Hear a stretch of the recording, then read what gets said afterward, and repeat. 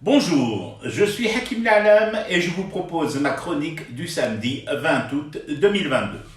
Elle s'intitule « L'incompétence est un fléau qu'aucun Canadair ne peut éteindre ». Je ne suis pas spécialiste des Canadaires. Il n'y a aucune honte à reconnaître sa méconnaissance d'une chose, d'une notion, d'un appareil, d'un truc quoi. Donc, je le répète, je ne suis pas spécialiste des Canadair, ni d'ailleurs des hélicoptères qui remplissent la même fonction ou presque, participer à éteindre les incendies, les fameux HBE. Encore moins des fameux gros bombardiers d'eau, comme celui que nous avons loué aux Russes et qui était encore en panne hier vendredi. Donc, vous l'aurez compris, je m'interdis tout jugement intempestif ou pédant sur ces outils de lutte contre les feux de forêt géants.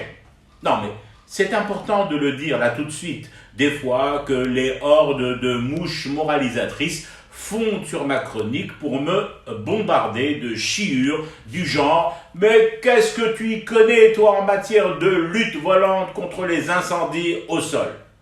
Bon, maintenant que j'ai dit ça, je m'estime en droit tout de même de me poser certaines questions sans me voir accusé de pyromanie. D'autant plus que dans mes poches, il n'y a pas 3, ni 2, ni un briquet, 0 briquet. Les mots allument mes rêves et mes cauchemars et ça me suffit.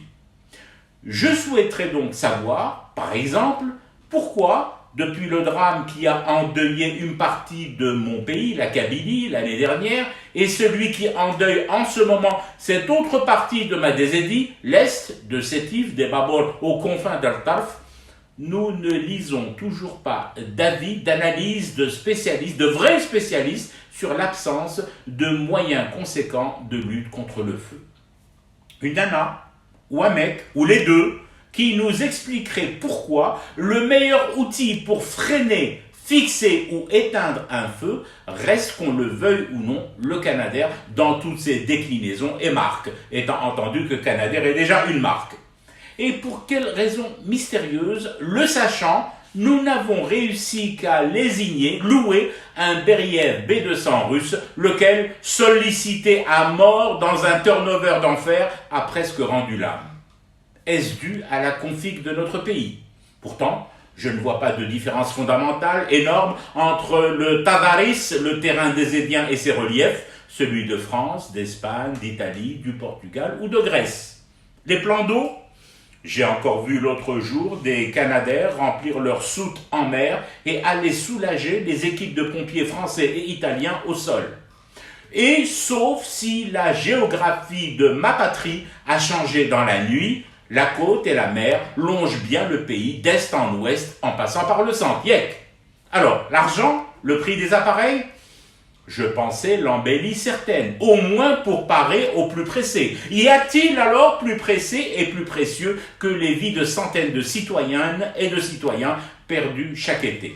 Ou alors, devons-nous tous aller en procession psalmodiante, nous confesser de nos péchés en pleurant dans cette méga mosquée d'Alger, projet juste fou, sorti d'un cerveau dérangé, lui-même servi par d'autres cerveaux starbés, dont au moins un est aujourd'hui derrière les barreaux, et dont les méfaits sont bien connus de toute la population algérienne, notamment les populations de l'Est du pays, lui qui a cramé la vie de plusieurs cadres brillants et patriotes de Sider. Mais je le répète, je ne suis pas spécialiste des Canadair et des bombardiers d'eau. Alors, parlez les spécialistes, dites-nous quelle est cette malédiction, cette dinguerie qui fait qu'en 2022, après tant et tant de morts, de familles en cendres et d'espoirs calcinés, nous n'arrivons toujours pas à peindre sur la carlingue d'une dizaine de Canadair l'emblème national. Que les spécialistes parlent aux profanes que nous sommes, qu'ils parlent ou qu'ils se taisent à jamais et me laissent fumer monter pour rester éveillé à ce cauchemar qui, année après année, continue.